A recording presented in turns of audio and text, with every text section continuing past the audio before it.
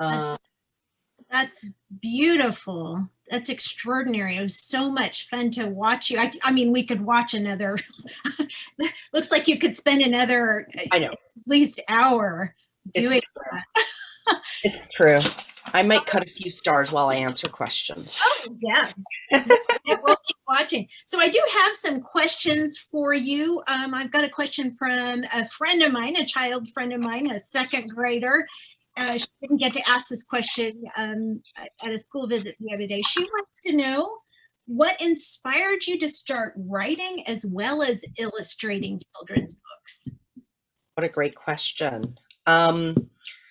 I think, even though I'm like trained as an artist and I find that art comes easier to me in many ways, I think that I, did realize that I had stories within me, and I kind of thought back to when I was younger and how I used to love to write stories.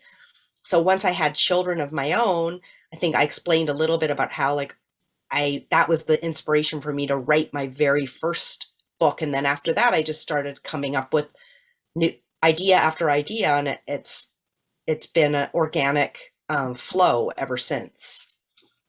I have a comment for you. This is not a question, but there's a young reader who says, "I'm a second grader and I love you." Just want Oh, oh my gosh.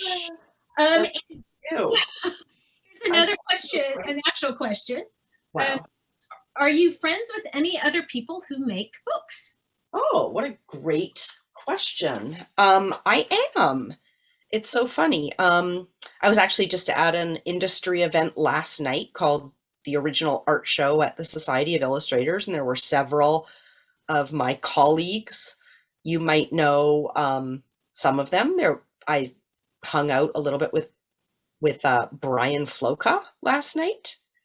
That was exciting. And I don't know if you know Nancy Carpenter, Mm-hmm. but she's done a lot of books. Who else? Sophie Blackall was there. I'm Well, friends. A lot of people who've done amazing books. I'm good friends with Lauren Castillo. Um, and I just want to say, as a librarian, I have to say this. I know the library has the books by those illustrators and authors as well. So, I love illustrators. They're my favorite people. Not, I also love librarians. of course. And librarians love illustrators and writers, particularly children's book writers and illustrators. It's a love fest. So I have a couple other questions. Hmm. So what is the best part of what you do? What gives you the most joy or satisfaction? What an excellent question. I love to make art. I really do. I think when I'm finally in the art making part of any kind of book, and I just find that I get very lost in the process and the painting as you can see now, I can't stop cutting stars. I can't stop. I've started. I'm excited. I want to keep putting these little details down. But yeah, that's probably my favorite part. I mean, there's a lot, I also I really like coming up with ideas. Um, the beginning part of bookmaking is also fun for me. And pitching the project and kind of planning it out, and then first getting that, like making that connection with an editor, because I really like collaboration. That's a thing about making books, is I'm not totally by myself. I'm working with other people on the project to help make it as strong and as good as it can be. This is kind of a craft question, but it's a good one that we got in the comments. Do you have a lot of scrap paper at your house? They were very interested in all of with the collage that you made. Lots of scrap paper. Yes, I do. I mean, I can show, I could like angle the camera if you want to see. Oh, yeah. Look at all that scrap paper. That. And you're in New York City. You don't, real estate is not Cheap. plentiful. I know. I feel very fortunate to have a studio in my home. And I always have worked from home. Yeah. So I do feel lucky. And here's some other comments. Oh, Selena, you're going to love this. So we have a commenter that said, we found some of the painted newspaper on the second page of the book that they received as part of Books to Treasure. And we also have a comment about how messy their art room is and how exciting that is. Mm-hmm. And, that it's really cool. Mm-hmm. And that they're going to make a collage of their own face, which is pretty neat. So here's a question. How do you get the art printed in your books? Like from that size to the size of the book? Well, the original art is sent to usually overseas to China or somewhere, and then it's scanned in these giant drums, and then it is then printed and bound into books. So that's how it's done, because all the work is tactile. It's original art. So it has to be scanned. Scanned is like basically professionally photographed, and then because sometimes like with mixed media, it can be a little bit three-dimensional.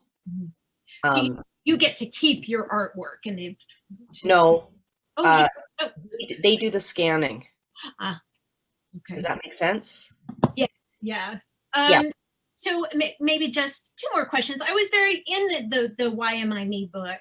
There's so many interesting details about similarities and differences. So the boy is in blue, the girl is in orange, which are complementary colors. I love that he has a book that he gives her at the end. She has an instrument. At the very end, he's listening to music and she's reading a book. So they're just such neat little details. And I'm curious if you could talk a little bit about the serendipity of some of those details. Do you in planning, do you plan them out? Do they come to you? Is it a combination? Maybe just talk a little bit about that. Yeah, I mean, it is a combination. We did have some intentional ideas about having enough separate different details that would then find a way to merge. Like the book was planned, and I think that they each have a pet that kind of came at the end, and she has a bird on her shirt that flies off at the end, and certain things to kind of hint at the fantasy element, but then to steep them in reality. Yeah, the colors were intentional. We worked hard on the palette and getting our color scheme kind of down before we began the art, and we wanted to make sure there was a flow as the day progressed and that the sun started to set. The orange sky becomes filled with color, and then it becomes this dark rich blue, so we could leave room for this, really have the stars be a big part of the story. What makes this such a good book for our second graders is, of course, they received a free copy, is they can look at that artwork again and again and see some of those details that maybe they didn't catch the last time. It's one of the many reasons it's a beautiful book. Well, I'd like to end with just one question, and then we'll thank you and appreciate you visiting virtually to Tulsa. I hope you'll be able to come to Oklahoma in person at some point. I know we have a lot of kids who are artists or interested in creating art and possibly becoming a children's book illustrator and writer like you. And you started very young. You showed us some of your work as a young person. What advice would you give to those children, as second graders or older or younger, who are interested in becoming a children's book writer and illustrator? I would say practice, practice, practice. Keep a sketchbook or a notebook and just draw on it. Write what you want. Make it your own. Make it something that you keep at home. It's not a school assignment. That's just for you. And draw, draw, draw. write, write, write. And I think that's the best advice I can give, because that's certainly what I did when I was younger. And anybody can be an illustrator. It's a real career. That's a great lesson. Well, Selina Alko, our 2021 Books to Treasure illustrator, it has been a great pleasure listening and watching you create art in front of our eyes. And I have a feeling you're probably going to add more after this and work on it. I do want to tell everybody, if you want to learn more about the Books to Treasure program, you can go to www.tulsalibrary.org/books to treasure, and you'll find from the last 18 years, all of our illustrators, including Selina Alko, and lesson plans and exciting things like that. But I want to thank everybody who is watching tonight and watching in the future. We appreciate you. We appreciate you, Selina, and I'm going to applaud you. It would be a lot bigger applause if you were here in person. Thank you so much. You're most welcome. Thank you all. And it was a pleasure.